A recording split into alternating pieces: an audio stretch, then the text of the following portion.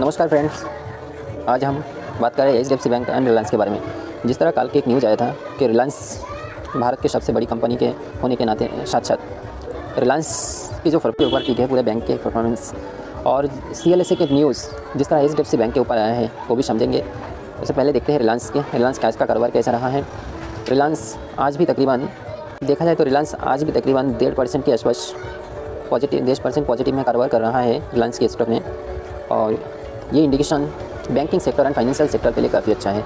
रिलायंस आने वाले दिनों में 5G स्पेक्ट्रम को लेकर जिस तरह 5G के लिए रिलायंस ने अपना कदम जल्द उठा रहा है, तो उससे लगता है कि काफ़ी अच्छी परफॉर्मेंस आने वाले दिनों में देखने को मिलेगा।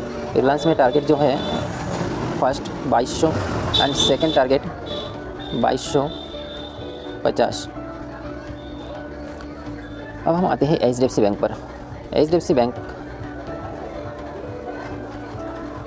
HDFC बैंक पर आए हैं और हम टिकर टिप्स से ये रिसर्च कर रहे हैं। आप देख रहे हैं फिलहाल की जो बैंकिंग स्टॉक है 0.65% के पॉजिटिव में है। आने वाले दिनों में हमें बैंकिंग एंड फाइनेंशियल सेक्टर में ही काफ़ी अच्छा पॉजिटिव रिटर्न देखने की उम्मीद है। और जिस तरह से कल के मार्केट में RIL से 1200 करोड़ रुपए के कैश डिलीवरी हुआ है, उससे लगता है कि आने वाले दिनों में मार्केट और भी पॉजिटिव में जाने की उम्मीद है और भी ऊपर जाने की उम्मीद है। और रिलायंस के ऊपर CLSA ने जिस तरह से रिपोर्ट आया है, CLSA का कहना है कि CLSA का रिपोर्ट आया है, उनका कहना है उनका टारगेट बढ़ाकर 2300 रुपये से बढ़ाकर 2500 रुपये कर दिया है उन्होंने। CLSA ने अपना टारगेट को अपडेट किया है, 2300 से बढ़ाकर 2500 रुपये कर दिया गया HDFC बैंक को। मॉर्गेज ने अपनी रिपोर्ट में कहा है लुक में सुधार जारी है। HDFC बैंक के डिसबर्समेंट में सुधार से नतीजों पर सकारात्मक असर आने की उम्मीद और भी बढ़ चुका है। तो HDFC बैंक का कैसा परफॉर्मेंस है ये तो आप डेली चार्ट में देख ही रहे हैं।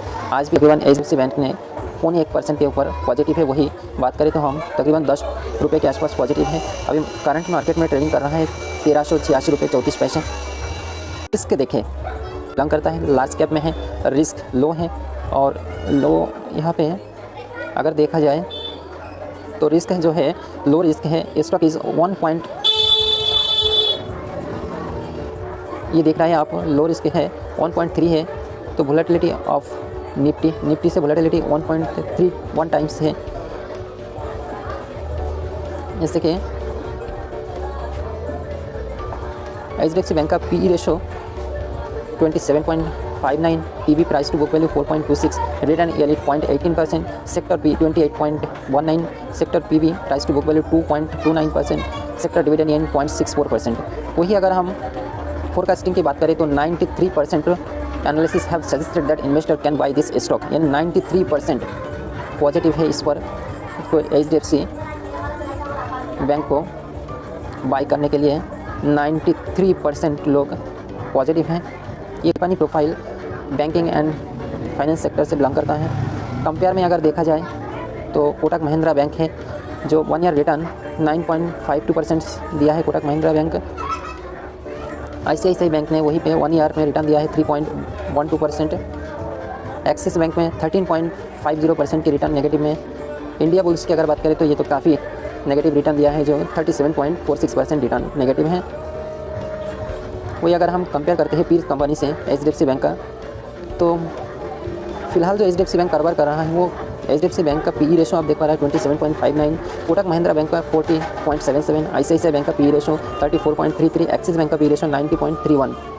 तो हमें इस टाइम सबसे लेटेस्ट लगता है इन्वेस्ट के लिए वो है HDFC बैंक, और CLSA ने इसका टारगेट 2300 से अपडेट करके 2500 रुपये कर दिया है। ये भी एक बहुत अच्छी बात है रिलायंस के लिए। कंपेयर करते हैं हम चार्ट के ज़रिए से, जो है आप जो कलर है ये HDFC बैंक है और ये रेड कलर में है ICICI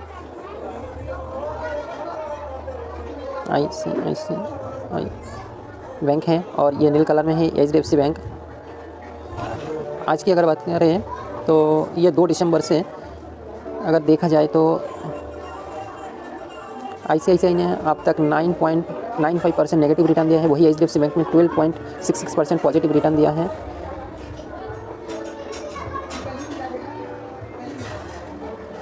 अब हम जाते हैं टेक्निकली HDFC बैंक का कैसा है, वोलेटिलिटी टेक्निकली आप देख ही पा रहे हैं 45.17%, जहाँ पे कोटक महिंद्रा 50 से ऊपर, ICICI बैंक 59 से ऊपर है, एक्सिस बैंक में 71 वोलेटिलिटी है।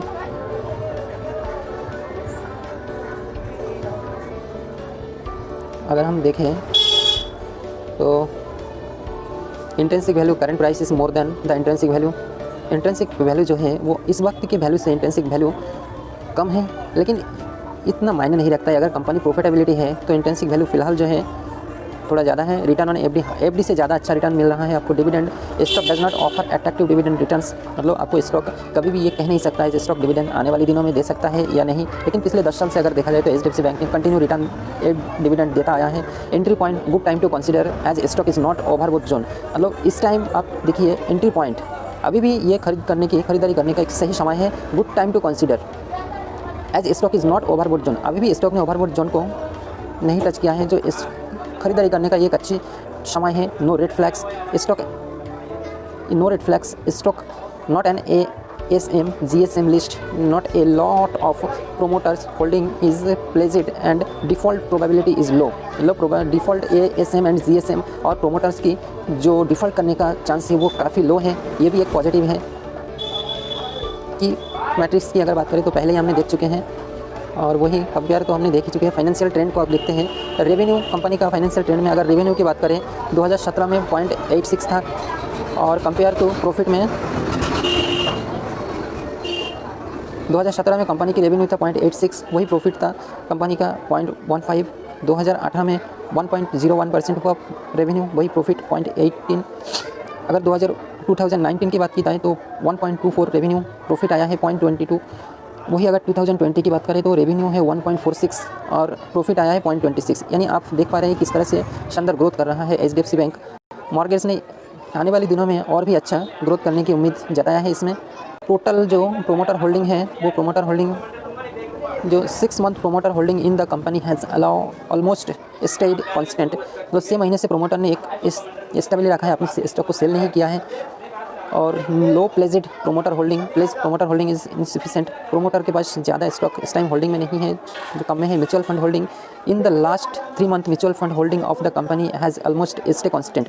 म्यूचुअल फंड पिछले 3 महीने से भी HDFC बैंक के होल्डिंग वैल्यू को भी ऑलमोस्ट स्टे कॉन्स्टेंट रखा है, कोई बदलाव नहीं आया है।